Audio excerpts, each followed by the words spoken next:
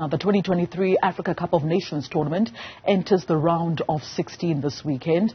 And what we do know for sure is that the group stage has produced some shocks, some goals, records, as well as history in the making. Some major nations also failed to make it through to the round of 16, including the likes of Ghana, Algeria, as well as Tunisia, while minnows, the Cape Verde Island, Mautuarinia, Angola, as well as Namibia, all making through to the knockout stages. Let's speak now to leading African football journalist Micky Jr., who joins us live from Abidjan this morning on the AM Report to help us look ahead to the last round of 16 and, of course, also reflect on the group stages of this year's tournament. Micky, good morning, and I appreciate your time this morning on Newzroom Afrika. Many football fans on the continent are describing this as the best Africa Cup of Nations to date. You've covered many Afcon tournaments. Would you agree with that? Yes, absolutely, no doubt. Just like the president, Mutsepe, already told us before the start of the tournament that we are going to witness the best Afcon ever in history. And no doubt, we've seen it all in the excitement, the anger, the quality of the pitches, the fans, the goals, everything that has to do with it. The vibe has been amazing. And for me, no doubt, this is one of the best ever Afcon in history. What makes it the best Afcon in history, Micky? Let's talk about the surprises we've seen at this year's tournament. The minnows coming to the fore, the so-called small teams coming to the fore and really surprising the continent. Yes, I mean, if you look at what Namibia has done, incredible. If you look at Mauritania, you also mentioned Cape Verde, no doubt, topping a group that has Egypt, that has Ghana and Mozambique. I mean, it's one that will forever be remembered. Let's also look at Equatorial Guinea, what they did to their host in the last game. I was there at that stadium, Ouattara, full to capacity, and they beat Ivory Coast 4-0. I mean, this has never happened before in Afcon history. And these are the things that we are witnessing, and we believe that, this has been the best Afcon ever. We also have to look at the quality of the officiating as well, the use of the VAR, everything has been spot on. And we are hoping that as we go into the knockout stage, it will continue to the end. As we look at the smaller nations, Micky, what do you think has been at the heart of their great performances at this year's tournament? Cape Verde, obviously, not the first time they would have made the last round of 16. They did so back in Cameroon 2 years ago. But the likes of Namibia, Angola, as well as Mauritania, what has been at the heart of their success at this year's tournament? I think it has to be the plan that they had in succession. Most of them had a 5-year plan, 10-year plan, what they want to achieve and where they want to be in these times to come. And we are witnessing it. For me, I'm not so surprised about Mauritania because I cover the Champions League and the Confederation Cup, and I know what their clubs are doing there. And I am not so much surprised about it, but I think that it has to be the plan that they had in place. The FAs came together, they had a plan that we want to be here, we want to be this. They built academies. They hired quality and experienced coaches who have the highest qualification and certificates. And they also made sure that they groom these young talents from the scratch. Also, there are players that they have playing in Europe. They managed to convince some of them to come and play for the national team. And these are the things that we are witnessing. The plan is working. If you have an FA that want to achieve something and they work hard for it, this is the results. And I'm not surprised. You touched earlier on the host nation, the Ivory Coast. There were high expectations of this Ivorian side, a side that is full of stars. But I think also at the fore of this Ivorian side is the fact that stars that can't come together and play essentially, Micky, as a team. They're firing the coach, Jean-Louis Garcia, just after that 4-0 loss to Equatorial Guinea just a few days ago. What has then been the general feeling of the Ivorians back home in terms of how their team has performed at a home tournament? Also sneaking into the round of 16, Morocco doing them a favor. Yeah, the Ivorians are disappointed because they feel like if you look at the squad that they paraded for this, for this competition, for them, their only wish was that they want to win all the the games in the group stage, and surprisingly they had just one win from the opening game, and the 2 games that are left, they lost all of them. Losing to Nigeria, many people felt like, okay, maybe Nigeria can match us, based on the quality of the stars that we have. They also have equally. But to lose to Equatorial Guinea at home, when everybody was there, the president was there, it was so surprising, and they couldn't believe that Till now, they are still in shock. But just like you mentioned, Morocco did a big favor beating Zambia, which was, of course, in their favor. And they sneak in. But now they have to come up against Senegal, an equally good side. They just have to do with what they have and make sure that they turn up for that game. It will be very tough. Let's not forget Senegal, the defending champions.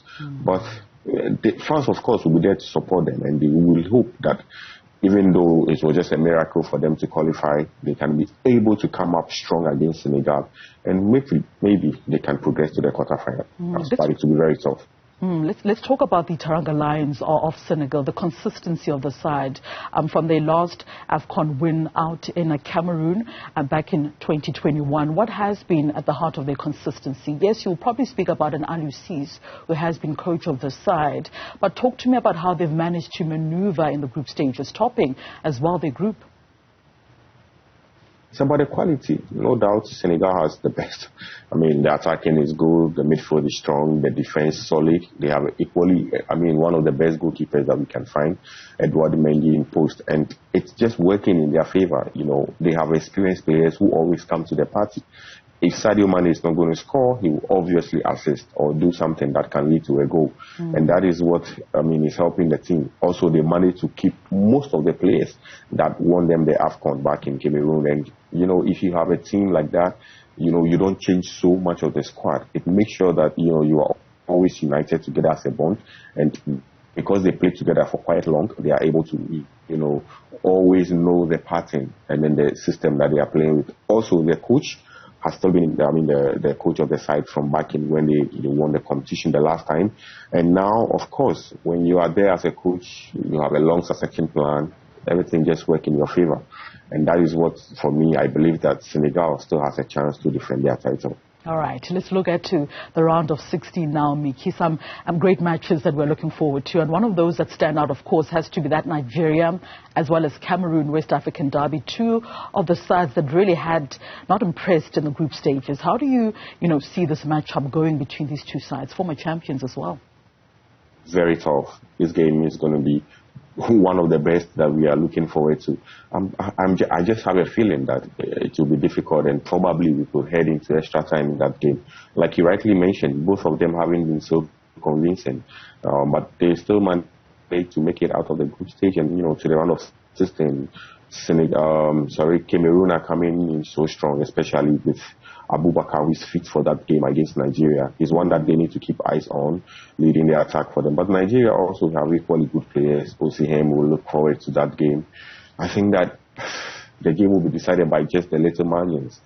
And if games are going to be decided by little margins, it means that it could go down to the wire, even possibly onto penalties. Nobody knows. But I think that this game will be very tough. All right. And other games that are you keeping an eye on? Are there any other games that are of interest to you as well in the round of 16?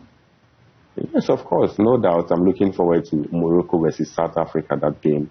It's going to be a cracker. I have seen the Moroccans already feeling so confident. But hey, let's not write off South Africa because I have been to two of their games and I've seen, some incredible work that Hugo Bruce is doing with that squad and the likes of, all the players coming to party. Everybody make sure that they want to do something and raise the flag of South Africa so high.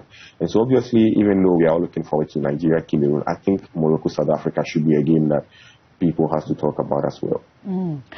Let's talk about Morocco and South Africa, because one of the things that are now coming out of the Moroccan camp is that Walid Regragui, the coach of the side, has been given a 4-game ban by CAF.